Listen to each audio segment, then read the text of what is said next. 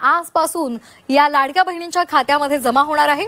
महिला आणि बालकल्याण मंत्री आदिती तटकरे यांनी ट्विट करत ही माहिती दिली आहे। निधी वितरण प्रक्रिया आजपासून सुरू होणार असल्याचं त्यांनी म्हटलेलं आहे।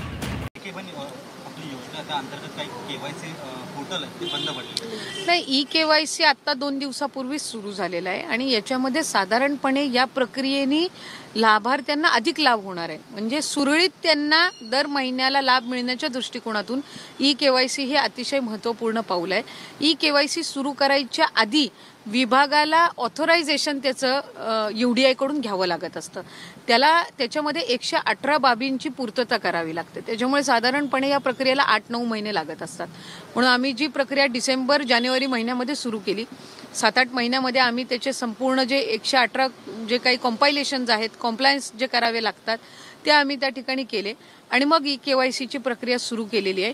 आणि याच्यानी अधिकाधिक फक्त लाडकी बहीणचा नाही, पुढे मागे दुसऱ्या कुठल्या शासनाच्या योजना असतील त्याच्यामध्ये सुद्धा ही ई-केवायसीची प्रक्रिया ही उपयुक्त ठरणार। पण आज मंत्रिमंडळाच्या बैठकीमध्ये सुद्धा राज्यातली जी पूर परिस्थिती आहे, खासकर मराठवाडा आणि राज्यातल्या काही जिल्ह्यांमध्ये, उत्तर महाराष्ट्रातल्या सुद्धा काही जिल्ह्यांमध्ये जी पूर परिस्थिती गेल्या 2-3 दिवसापासून तिथले आपण सगळेच पाहतोय आणि म्हणून बहुतांशी मंत्री ज्यांना तिथल्या जिल्ह्यांची जबाबदारी आहे किंवा त्या विभागाशी निगडीत आहेत ते तिथे त्या जिल्ह्यामध्ये जे गावं आहेत जिथं जास्ती प्रमाणामध्ये पूर परिस्थिती झालेली आहे किंवा जिल्हा स्तरावर आढावा घेण्याच्या दृष्टिकोनातून, शासकीय यंत्रणा तिथं पोचवण्याच्या दृष्टिकोनातून, बाकी जी सगळी प्रक्रिया असते, पंचनामे, इतर सगळ्या बाबी ह्या पोचवण्याच्या दृष्टिकोनातून तिथं दौऱ्यावर गेलेले आहेत। अनेक आमदार सुद्धा जिथं पूर परिस्थिती आहे ते तिथे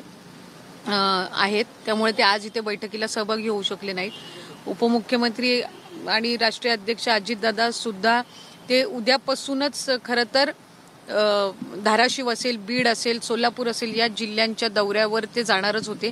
त्याच्यामुळे ते आजपासूनच संबंध परिस्थिती पाहता मंत्रिमंडळाच्या बैठकीनंतरच तातडीने दौऱ्यावर गेलेले आहेत। त्याच्यामुळे अशा पद्धतीनं आज साधारणपणे पूर परिस्थिती तिथे मंत्री जे आहेत पक्षाचे त्यांनी, त्याचबरोबर तिथले स्थानिक आमदार असतील, पक्षाचे पदाधिकारी यांनी काय पद्धतीनं तिथं पूर परिस्थितीमध्ये पूरग्रस्तांना मदत कार्य करण्याच्या दृष्टिकोनातून काय केलं पाहिजे या संदर्भातली चर्चा आजच्या बैठकीमध्ये झाली। ताई, खऱ्या अर्थानं आपल्या पक्षातील सगळ्या मंत्र्यांना काय जबाबदारी दिलेली आहे? तुम्हाला स्वतःला कोणत्या भागात जायला सांगितलेलं आहे? नाही, साधारणपणे जे मंत्री संपर्क मंत्री म्हणून आहेत किंवा जिल्ह्याचे तिथले पालकमंत्री म्हणून आहेत, आता उदाहरणार्थ वाशिम जिल्हा दत्तमामा पालकमंत्री आहेत, त्यांना त्या लगतचे जे 2 जिल्हे आहेत आणखीन तर त्यांना दौऱ्यासाठी ते दिलेले आहेत। बुलढाणा मकरंदाबा स्वतः असतील, त्याचबरोबर ते आणखीन 3 जिल्ह्यांचा दौरा मकरंदाबा स्वतः करणार आहेत। ते मदत व पुनर्वसन मंत्री पण आहेत आणि बुलढाण्याचे पालकमंत्री आणि लगतच्या जिल्ह्याचे पक्षाच्या वतीने नेमलेले संपर्क मंत्री सुद्धा आहेत। दत्तमामा अहिल्यानगर, जालना आणि त्या परिसरामध्ये दौरा करणार आहेत। त्याच्यामुळे जिथं जास्ती पूर परिस्थिती आहे तिथं त्या पद्धतीनं आहे। बहुतांशी जिल्ह्यांना रेड अलर्ट दिलेला आहे। आता रायगड आणि रत्नागिरी जिल्ह्याला पण रेड अलर्ट दिलेला आहे। आमच्या इथं मे महिन्यापासून साधारणपणे सगळीकडे पाऊस सुरू झालेला आहे आणि साधारणपणे प्रत्येक ठिकाणी प्रत्येक तालुक्यामध्ये काही ना काही परिस्थिती आहे, तर ज्याला त्याला त्या पद्धतीनं जबाबदारी दिलेली आहे। आणि पक्षाचे पुढील काही याच्यामध्ये सुद्धा या व्यतिरिक्त जर कुठे असतील तर त्या मंत्र्यांना सुद्धा, म्हणजे माझ्यासहित इतर मंत्र्यांना सुद्धा तशा पद्धतीचे आदेश देण्यात येतील। पण आता साधारणपणे हिंगोली, झिरवाळ साहेब आत्ताच 2 दिवस ते तिकडेच होते, त्याच्यामुळे तशा पद्धतीनं सगळे मंत्री जे तिथे आहेत पालकमंत्री म्हणून आणि संपर्क मंत्री म्हणून त्यांना सध्या सूचना दिलेल्या आहेत। या व्यतिरिक्त महायुतीच्या सरकारमधले जे मंत्री आहेत ते सुद्धा इतर जिल्ह्यांमध्ये जाणारच आहेत। त्यामुळे साधारणपणे तिथं गेलेलं असताना यंत्रणा अडवून न ठेवता शासकीय यंत्रणा अधिकाधिक पूरग्रस्तांपर्यंत कशा पोचतील ती साधारणपणे सर्व मंत्र्यांची आणि जे आमचे प्रतिनिधी तिथे जातील त्यांची भूमिका असणार आहे। विरोधक म्हणतात की ओला दुष्काळ जाहीर करावा, त्या संदर्भातला योग्य तो निर्णय आहे ते आज मंत्रिमंडळाच्या बैठकीमध्ये जी मुख्यमंत्री देवेंद्र फडणवीस साहेबांच्या अध्यक्षतेखाली दोन्ही उपमुख्यमंत्री शिंदे साहेब आणि दादांच्या उपस्थितीमध्ये झाली। त्याच्यामध्ये सुद्धा अनेक बाबींवर चर्चा झाली।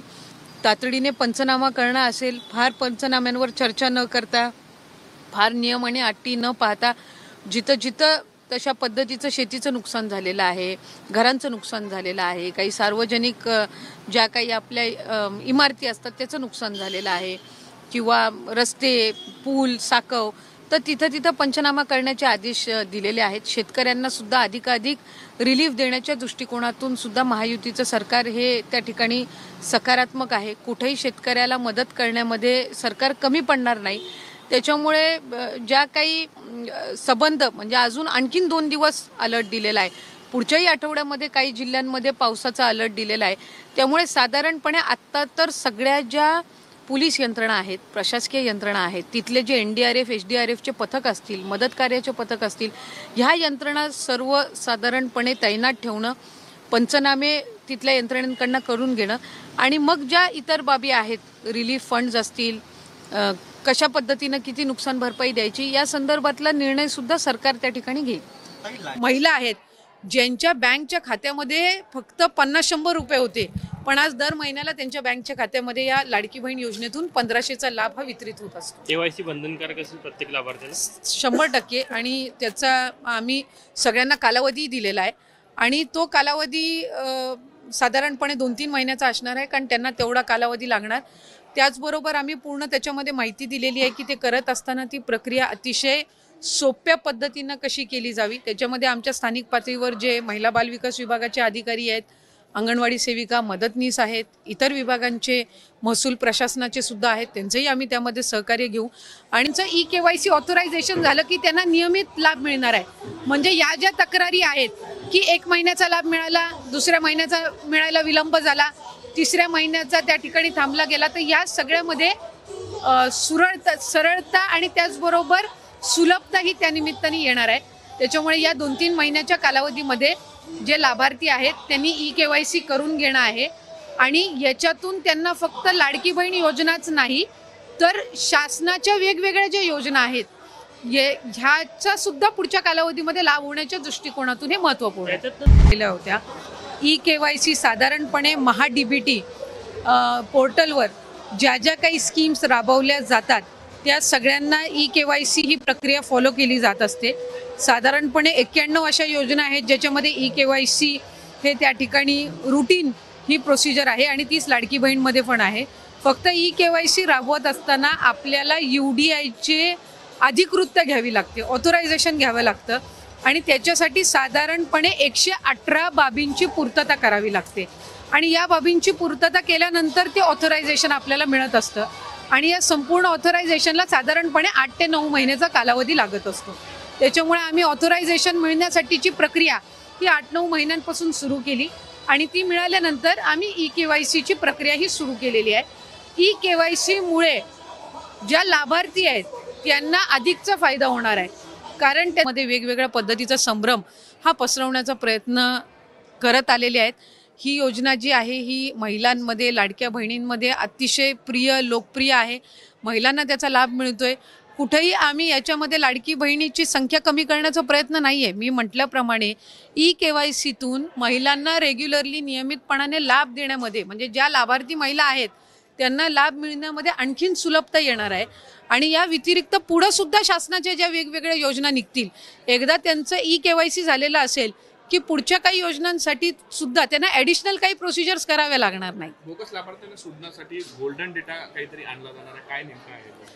नाही, मी तर हे पहिल्यांदाच ऐकते. खरं तर आम्हाला वेगवेगळ्या विभागांकडनं, आम्ही स्वतःच विभाग म्हणून वेगवेगळ्या विभागांना पत्र दिलेलं आहे की त्यांच्याकडे असणारा जो डेटा आहे तो त्यांनी आमच्या विभागाला द्यावा. जसं डिसेंबर अखेरीस जानेवारी महिन्यामध्ये आम्हाला कृषी विभागाकडून नमो शेतकरीचा डेटा मिळाला, तो आम्ही इंटिग्रेट केला आणि त्यानुसार लाभार्थी जे आहेत त्यांना 500 रुपये लाडकी बहीणमधून आणि 1000 नमो शेतकरीतून मिळतात. परिवहन विभागाकडून आम्हाला डेटा मिळाला, इन्कम टॅक्सचा डेटा आहे किंवा माहिती व तंत्रज्ञानचा डेटा आहे. हा आम्हीच महिला व बालविकास विभागानेच इतर विभागांकडनं मागितलेला आहे. अन्न व नागरी विभागाकडनं, पुरवठा विभागाकडनं आम्हाला पिवळा आणि केशरी रेशन कार्ड धारकांचा डेटा त्या ठिकाणी मिळाला, कारण एक विभाग म्हणून दुसऱ्या विभागाचा डेटा ॲक्सेस हा कधीही नसतो. तो आपल्याला त्यांच्याकडनं विनंती करून मागवावा लागत असतो आणि त्यानुसार आपल्याला तो इंटिग्रेट करावा लागतो. त्यामुळे त्यानुसार ही संबंध प्रक्रिया ही सुरू आहे. मला आपल्या माध्यमातून आणखीन एक गोष्ट लाडक्या बहिणींच्या